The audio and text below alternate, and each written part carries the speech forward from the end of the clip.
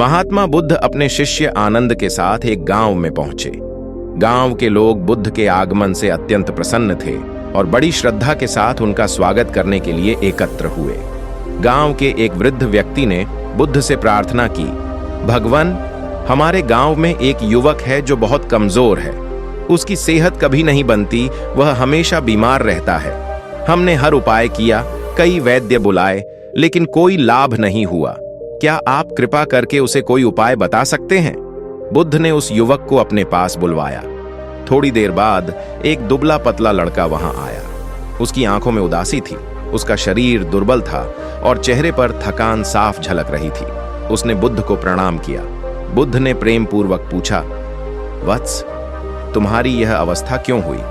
क्या तुम ठीक से भोजन नहीं करते? युवक ने धीरे से उत्तर दिया, भंते, मैं भोजन तो करता हूं, लेकिन मेरी सेहत कभी नहीं बनती। मैं हमेशा थका रहता हूं, मेरा शरीर कमजोर रहता है और कोई भी काम करने की शक्ति नहीं होती। बुद्ध ने मुस्कुराते हुए पूछा, क्या तुम कुछ व्यायाम करते हो? शरीर को स्वस्थ रखने के लिए कोई परिश्रम करते हो? युवक ने सिर झुका लिया और बोला, नहीं भंते, मैं तो बहुत कमजोर हूं, व्यायाम कर ही नहीं सकता। बुद्ध ने थोड़ी देर सोचा और फिर बोले, वत्स, तुम्हें एक छोटी सी परीक्षा देनी होगी। क्या तुम इसके लिए तैयार हो?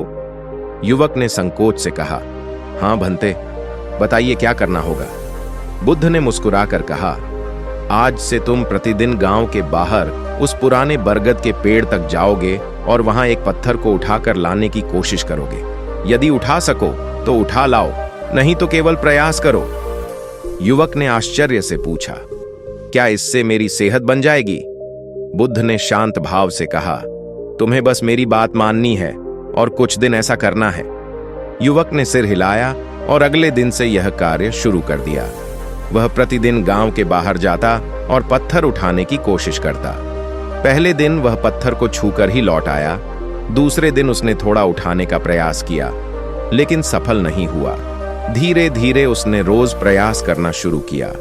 कुछ हफ्तों बाद उसने महसूस किया कि वह पहले से अधिक प्रयास कर पा रहा है। 1 महीने बाद उसने पत्थर को थोड़ा हिलाना शुरू कर दिया। 2 महीने बीतते बीतते वह पत्थर को कुछ कदम तक घसीटने लगा। 3 महीने बाद जब बुद्ध दोबारा उस गांव में आए तो युवक उन्हें देखने के लिए दौड़ता हुआ आया। आनंद ने आश्चर्य से देखा कि अब वह पहले जैसा दुर्बल नहीं था। उसका शरीर मजबूत हो गया था, उसकी चाल में उत्साह था और आंखों में नई चमक थी। युवक ने उत्साहित होकर कहा, भंते, अब मैं पूरी तरह स्वस्थ महसूस करता हूं। 3 महीने पहले मैं ठीक से खड़ा भी नहीं हो सकता था, लेकिन अब मैं उस पत्थर को उठा सकता हूं। यह कैसे हुआ? बुद्ध मुस्कुराए और बोले, वत्स, जब तुमने पहले दिन पत्थर उठाने का प्रयास किया तो तुम असफल हुए, लेकिन तुमने प्रयास जारी रखा।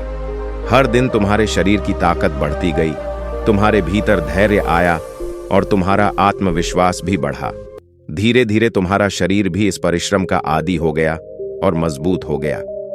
युवक ने श्रद्धा से बुद्ध के चरणों में सिर झुका दिया और बोला, भंते, अब मुझे समझ आ गया कि केवल भोजन करने से सेहत नहीं बनती, बल्कि श्रम और निरंतर अभ्यास से ही शरीर और मन दोनों स्वस्थ होते हैं। गांव के लोग भी यह देखकर आश्चर्यचकित थे। उन्होंने बुद्ध को प्रणाम किया और संकल्प लिया कि वे आलस्य को त्याग कर परिश्रम और अनुशासन का पालन करेंगे। बुद्ध ने संतोष भरी मुस्कान के साथ गांव को आशीर्वाद दिया और अपने मार्ग पर आगे बढ़ गए।